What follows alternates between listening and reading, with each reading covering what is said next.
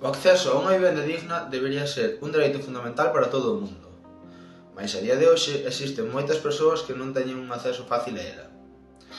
Os prezos dos alugueiros e máis das hipotecas están moi inflados, o que imposibilita a moitas familias e estudiantes acceder a unha vivenda digna e barata sen necesidade de deixarse todos os seus aforros nela.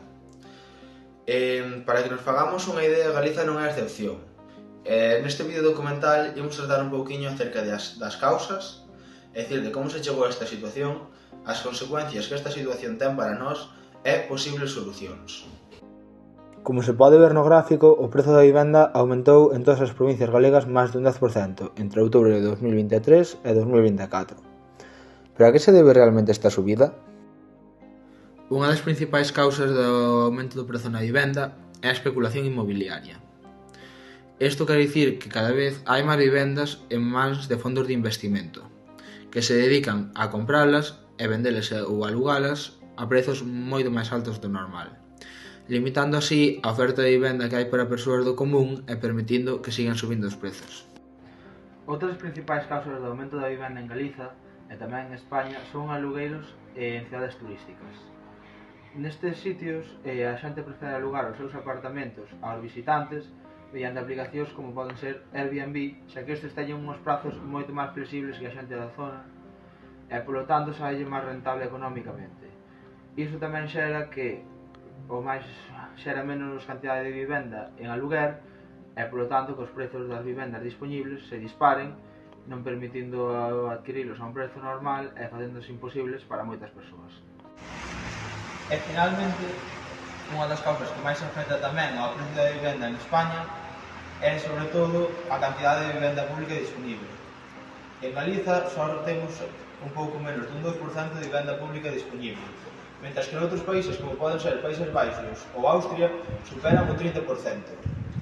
Isto fai que moitas persoas se teñan que refuxiar no mercado da vivenda privada e que, polo seu conseguinte, non poidan conseguir unha vivenda a un prezo asequible e moitos queden excluídos e fora deste mercado polos altos prezos da vivenda.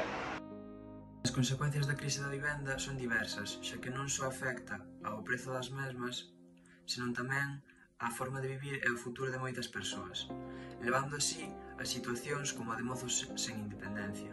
Por exemplo, en España, a idade media de emancipación supera os 30 anos, mentres que noutros países do norte de Europa non chega aos 25. Isto débese á suba de prezos que non permite que estes mozos teñan unha residencia propia e teñan que vivir moito máis tempo coas súas familias.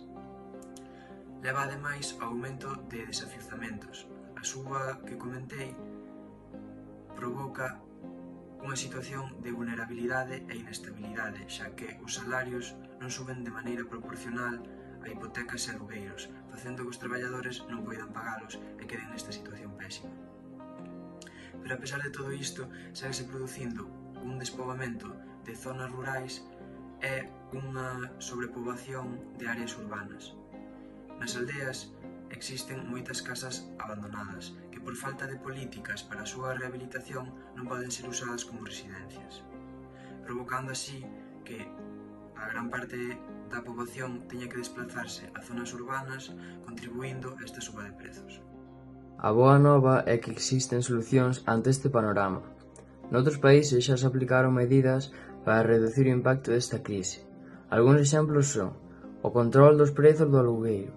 En Berlín, por exemplo, aplicouse unha lei que limitaba a suba dos prezos do alugueiro e evitaba que os propietarios cobrasen cantidades abusivas.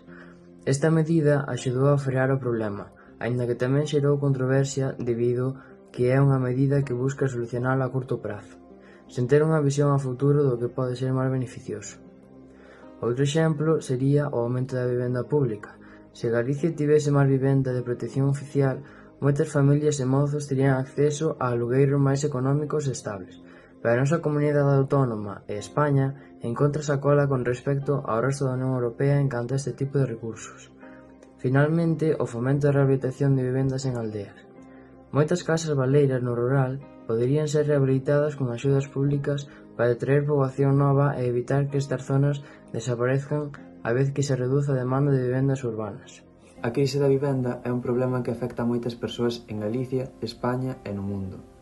tal e como se ve no gráfico que mostra como o territorio español foi un dos que máis subidas de prezo da vivenda experimentou en Europa no 2023. A especulación, a falta de vivenda pública e o turismo masivo son as principais causas deste problema.